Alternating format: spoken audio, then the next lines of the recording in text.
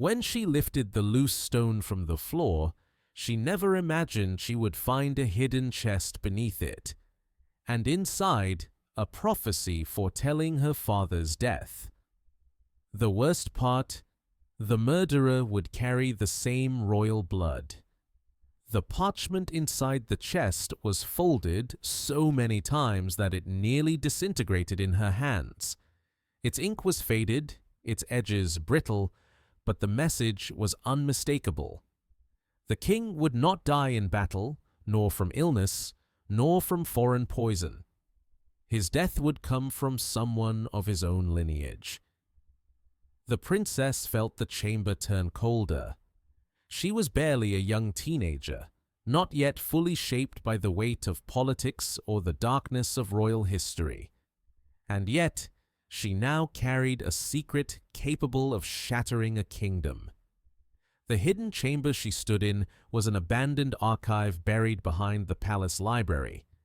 She had reached it only because of a rumor, an old whisper about a sealed corridor and forbidden manuscripts. A shelf moved, a wall shifted, and suddenly she found herself in a room buried in dust and silence. She read the prophecy again, slower this time. A forgotten branch shall return when the kingdom is at its most vulnerable.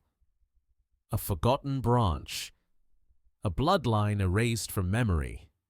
A relative no one spoke about. If that was true, her father was not the only heir of their dynasty. Her heart hammered painfully. Royals were taught to keep composure, but this was different. This prophecy spoke of betrayal, of long-buried truths, of shadows in her own lineage, and she was now trapped with knowledge dangerous enough to doom them all. Footsteps echoed in the corridor outside. She folded the parchment, tucked it into her dress, and pressed herself against the cold wall. The stone door did not move. The steps faded away. Only then did she dare to breathe. She slipped back into the library, pushed the shelf into place, and walked toward the great hall with forced calmness. Noblemen and advisors floated through the air like predators dressed in silk. Her father, the king, stood tall near the throne, unaware that a centuries-old prediction had tied his life to a hidden enemy of royal blood. She studied every face. Every smile now seemed sharpened like a blade. Every whisper felt dangerous. If the prophecy was right, somewhere in the kingdom lived a descendant of the crown, a forgotten heir with a claim stronger than any weapon. That night, alone in her room, she read the parchment again under candlelight. At the bottom, almost invisible, she found small letters. Whoever uncovers these words shall carry a burden. If they speak, the kingdom will burn. If they stay silent, the kingdom will bleed. There was no safe path. For days, she pretended nothing had happened. She sat through lessons, walked the palace gardens, attended court ceremonies. But her mind was a battlefield. Conversations cut off when she approached. Advisors exchanged glances too quickly. Documents moved in and out of her father's chamber without explanation. One evening, she saw the king's trusted counselor whispering to a stranger. The man was unfamiliar. He did not dress like a nobleman. His clothing simple, his posture rigid. His eyes were cold. When she approached, the counselor smiled politely, but the stranger studied her as if calculating her worth. She saw him again in the following days. Never in the open, never before crowds. Always in corridors few people used. Always entering or leaving rooms that should have been guarded. The man moved like a shadow that had learned how to appear human. And with every encounter, the princess felt an unsettling familiarity in his features. She returned repeatedly to the hidden archive. There she found fragments of letters, incomplete genealogies, and old documents sealed with broken wax. Among them, a single letter froze her in place, addressed to her grandfather, written by a woman from a small northern duchy. "Our son will grow far from your throne," it read, "but he will carry your blood." A son, a royal heir erased from the record. If that child had grown up, if he had children of his own, then somewhere in that northern border lived a family that should have been part of the royal lineage, forgotten, hidden, perhaps vengeful. She needed answers from someone who wasn't tangled in court politics. She found them in the palace chapel, from an elderly monk whose eyes held centuries of unspoken truth. He told her that royal mistakes were never truly buried, and that some families near the northern frontier possessed features far too reminiscent of the crown. She no longer doubted. The stranger in the palace was connected to the forgotten branch.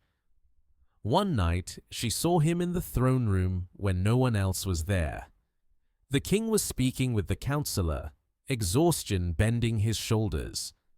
The stranger stood close, too close, his stance rigid, his gaze sharp. The king slammed his fist on the throne. For a heartbeat, she thought the stranger would draw a blade. But he didn't. He simply stared like a man watching a throne that should have belonged to him. Weeks passed. The atmosphere grew heavy, like the air before a storm. She dreamt of crowns cracked in half, of blood on marble steps, of voices whispering, "He will die by the hand of his own blood." Then, one stormy dawn, the palace erupted in shouts. She heard swords clashing, doors slamming, guards rushing through corridors. Muffled cries echoed from the direction of the throne room. When she arrived, she saw the counselor speaking urgently to soldiers. The stranger was there too, expression unreadable. Someone had broken into the throne room during the night. The king had not been inside, but a dagger had been left embedded in the throne's armrest. Beside it, a torn piece of parchment bearing a symbol she recognized. The sigil of the forgotten branch. The message was clear. The kingdom locked itself down. Gates closed. Messengers were questioned. Patrols doubled. But none of that mattered. This was not an external enemy. This was blood. She returned one last time to the hidden archive. She took the prophecy in her hands and held it above the candle.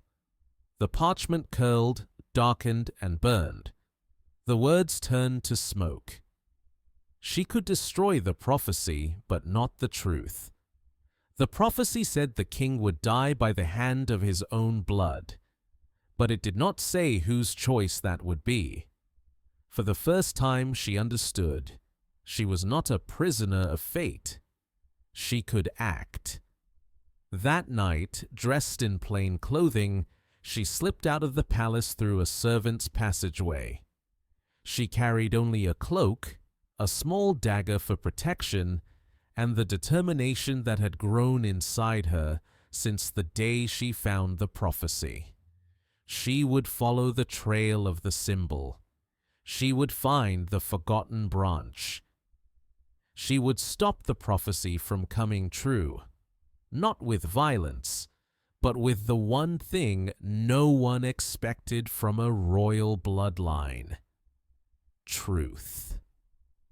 Because kingdoms fall not only from betrayal, but from silence passed down through generations.